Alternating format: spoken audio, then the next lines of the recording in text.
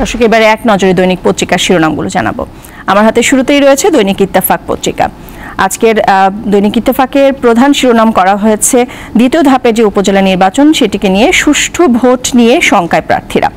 চলছে আচরণবিধি লঙ্ঘন, দুঃখ প্রকাশ করে দায়মুক্তি এমপি হাফিজ মল্লিকের। বিধি লঙ্ঘন করায় শ্রীপুরে চেয়ারম্যান প্রার্থীর প্রার্থিতা বাতিল। এছাড়াও গোপালগঞ্জে নির্বাচনী সহিংসতায় মৃত্যু, লাশ নিয়ে ঢাকা খুলনা মহাসড়ক অবরোধ। প্রধানমন্ত্রীর একটি খবর রয়েছে, টেকসই উন্নয়নের জন্য কার্যকর জনসংখ্যা ব্যবস্থাপনা থাকতে হবে। প্রধানমন্ত্রী এই বক্তব্য দিয়েছেন আইসিপিডি জনসংখ্যা বৈচিত্র্য ও টেকসই উন্নয়ন বিষয়ক বৈশ্বিক সংলাপ শীর্ষক যে সম্মেলন, সেখানে তিনি এই কথা বলেছেন।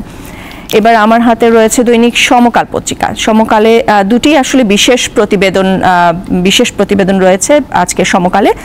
ভাঙছে দুই জোটের নীরবতা, 14 দল এবং বিএনপিকে নিয়ে যে বিশেষ প্রতিবেদন করা হয়েছে। এছাড়াও ঢাকায় সড়ক খুললেই কষ্টের এক শেষ। আমরা সবাই জানি আসলে ঢাকার সড়কে এই খোঁড়াখুড়ির কারণে ভোগান্তির শেষ থাকে না।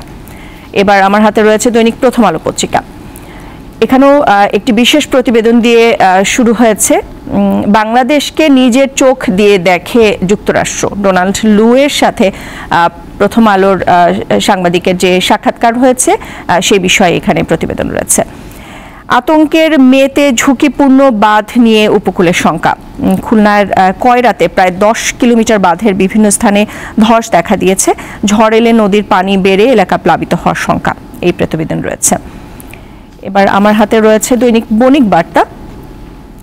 ঋণের সুদ হার বেড়ে প্রায় দ্বিগুণ, চাপ বেড়েছে ব্যবসায়ী ভোক্তা সবার। ঋণের যে সুদ হার বাড়ছে এই বিষয় নিয়ে এখানে প্রতিবেদন রয়েছে। এছাড়াও রয়েছে তাপপ্রবাহ নিয়ে 5 বিভাগে 48 ঘন্টার সতর্কবার্তা। সর্বোচ্চ 39 ডিগ্রি দিনাজপুরে এই প্রতিবেদনে আসলে এই খবরটি রয়েছে। ভারতীয় মশলার ক্ষতিকর উপাদানের অভিযোগ, দেশে দেশে উদ্বেগ, পরীক্ষা চালাবে বাংলাদেশও। গতকাল আসলে এটি খুবই গুরুত্বপূর্ণ একটি খবর ছিল। দর্শক, এই ছিল আমার কাছে আজকের দৈনিক পত্রিকার শিরোনাম।